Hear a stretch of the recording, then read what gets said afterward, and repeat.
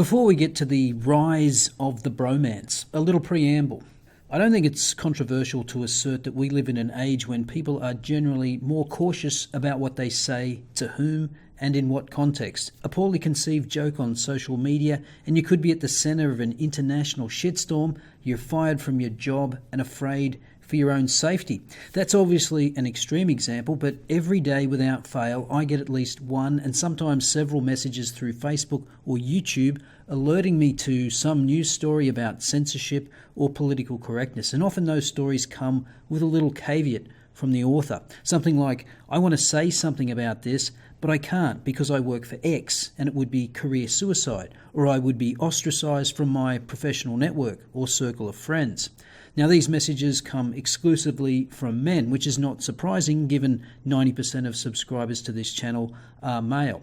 But do males in general feel more stifled about what they can and can't say than females? Well, men have always reined in their language around women. There are certain things they would only say in the company of other males, so that's not new. But perhaps given the added layer of political correctness today, men feel more restrained by what they can and can't say. Add to that the asymmetry of what can be said about females and males. Almost any criticism, legitimate or not, of a female can be labelled as misogyny, but blanket assertions of toxic masculinity pass without comment. We also know that females are more likely to get offended or get upset by things said online. Remember in 2015 when these two fright bats went to the UN to complain about online harassment against women, which culminated in this report that was subsequently pulled by the UN because of how poorly researched it was. As I've noted before, a 2014 Pew Research report found that overall men received more harassment online than women. Women received more threats of sexual violence, whilst men received more threats of physical violence. However, women were more than twice as likely to find the experience very upsetting, and men were more than twice as likely to say they were not upset at all. Pew Research recently released a 2017 update to this research, and the findings were the same. Men were more likely to be harassed, and women were more likely to be upset. They also asked a number of new questions in the 2017 version. For example, just over half of all men and 70% of women think online harassment is a major problem. However, almost two-thirds of men think offensive content is taken too seriously, whilst just half of all women think it is often excused as no big deal. And 56% of men think it is more important for people to be able to speak their minds freely online, whilst only 36% of women agree with that statement. In addition, women are more likely to say that stronger laws against online harassment are the most effective approach, and they are also more likely to feel that law enforcement currently does not take online harassment incidents seriously enough. But back to these questions. While 64% of men say that many people take offensive content online too seriously, 73% of men in the 18 to 29-year-old age group say the same. And while 70% of women view online harassment as a major problem, 83% of women aged 18 to 29 agree it's a major problem. And it should also be noticed that younger women experience higher levels of harassment online than younger men. So there's a bigger divide amongst younger men and women. And so that finally brings me to the idea of the bromance. So the conclusion of this research was that men, undergraduates in this study, saw their female romantic partners as judgmental and as the primary regulators of their behaviour. This led to a generalised disdain for women and a view of romance in which men feel they are constantly posturing and self-monitoring, not only to achieve desired heterosexual sex, but to prevent relationship destruction. A key theme of the bromance, on the other hand, was the freedom to express themselves without judgment and to engage in emotional intimacy without fear. The rise of the bromance is very, very good for men. It offers young men the opportunity for, as the research found, elevated emotional stability, enhanced emotional disclosure, social fulfillment, and better conflict resolution compared to the emotional lives they shared with girlfriends.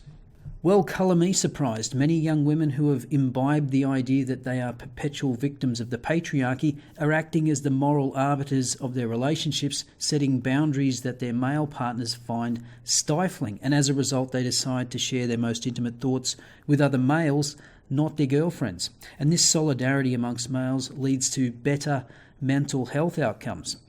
For the ladies, on the other hand, the authors note, it's not necessarily benefiting women, and in fact, it may well be disadvantaging them.